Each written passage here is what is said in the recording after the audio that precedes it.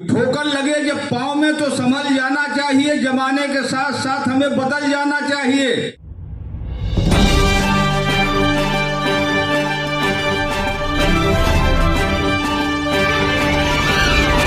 दोस्तों, जहां पर यहाँ आप सभी लोग इकट्ठे हुए हैं, कुछ आगे बढ़ने को हम सोचें कि वास्तव में हमारा समाज कहां से कहां है और आगे बढ़े कुछ चल करके। देखिए, आज राजनीति की पर विषय है कि राजनीति हम कहां से कहां थे, हम वहीं को वहीं पड़े हुए हैं। हमारा समाज अपने पड़ोसी को देखिए, हमारा समाज का अगला कहां चला गया, हम कहां से कहां बैठे हुए हैं। केवल एक दो लाभ लोग जो लाभ ले रहे हैं तो ले रहे हैं, लेकिन समाज तो वहीं को वहीं बैठा हुआ है ना।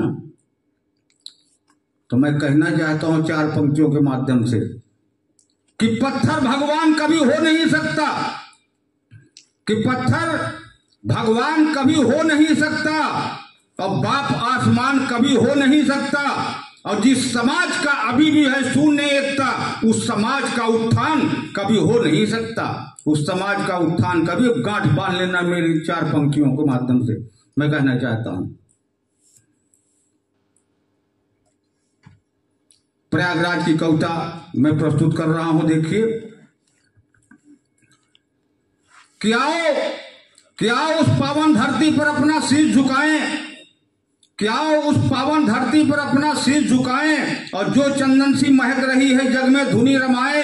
तो भारत का इतिहास जहां पृष्ठों पर पुष्प खिलाए, गंगा यमुना का संगम नगरी को गोद खिलाए। तो करके यज्ञ ब्रह्म मुनि ज्ञानी ने नगरी जन्माया, माटी चंदन कर नगरी की माथे तिलक लगाया। तट पर खड़ा किला अकबर का दीन इलाही गाता, जिला इलाहाबाद नाम रख अपना धर्म जगाता। तो भारद्वाज का पुण्य तपस्थल ऋषियों का उद्गाता, राम लखन बन गए नगर छू जन जन जोत जलाता। तो जन्म जवाहरलाल लिए जो भारत रत्न कहाए और प्रिय गुलाब का फूल अमर कर माटी को महकाए।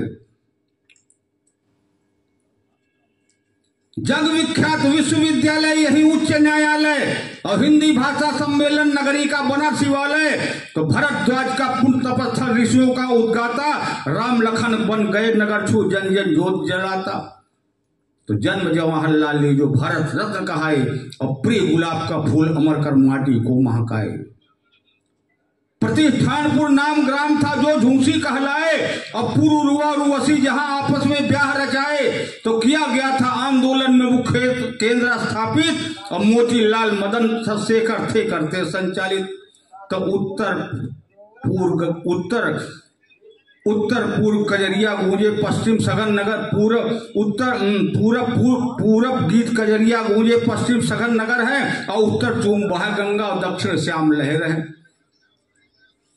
मैं अभी यही समाप्त कर रहा हूं अपनी कविता, अपनी वाणी को, और अगली बार जो भी मुझे आदेश मिलेगा वैसा मैं कार्य करूंगा। लेकिन साथियों,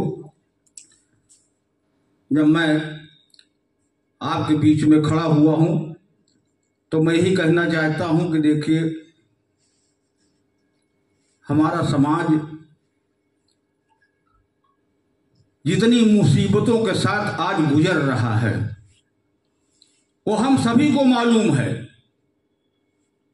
हमारे उच्च जितने भी, चाहे वो उच्च शिखर पर नेता हों, चाहे वो नीचे स्तर के नेता हों, लेकिन वो सभी जानते हैं, सभी को जानकारियां हैं कि जैसे तब सताए जाते थे वैसे आज भी सताई जा रही है।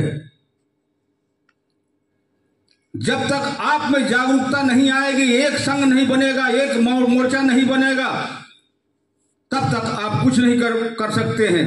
क्योंकि मैं साहित्यिक आदमी हूं, तमाम एक एक पंक्तियां लिखने के लिए सैकड़ों बूंदें जल जाती हैं, तब एक पंक्तियां उभर करके कवि की निकलती हैं, कवि की वाणी से निकलती हैं। और वो रात भर सोचता रहता है, तब कहीं पंक्ति निकल के आती है, तब वो कहता है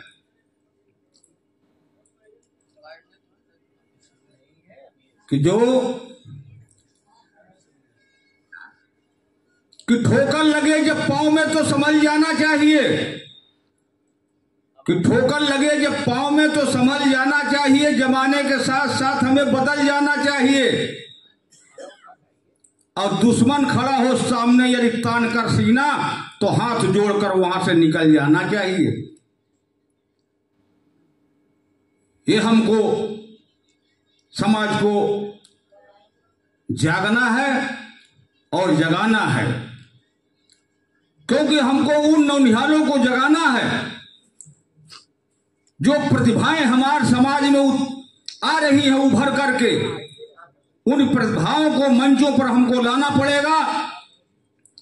आपको मंच मिलेगा, वो मंच तभी मिलेगा वास्तव में जो अपनी एक पार्टी होगी और उस पार्टी का नाम जैसे सब चारों तरफ देखिए घूम घूम करके राष्ट्रीय पार्टी माननीय राष्ट्रीय अध्यक्ष माननीय बाबूराम पाल जी किस तरीके जगाने का समाज का कार्य कर रहे हैं। हमको जगना पड़ेगा, उठना पड़ेगा, उसके साथ चलना पड़ेगा, तब हमें कुछ उच्च शिखर तक कुछ अपनी भागीदारी हम प्राप्त कर सकते हैं। मैं ही अपनी वाणी को समाप्त कर रहा हूं। भाई अशोक जी आइए, आप अपना संभालिए। जय हिंद।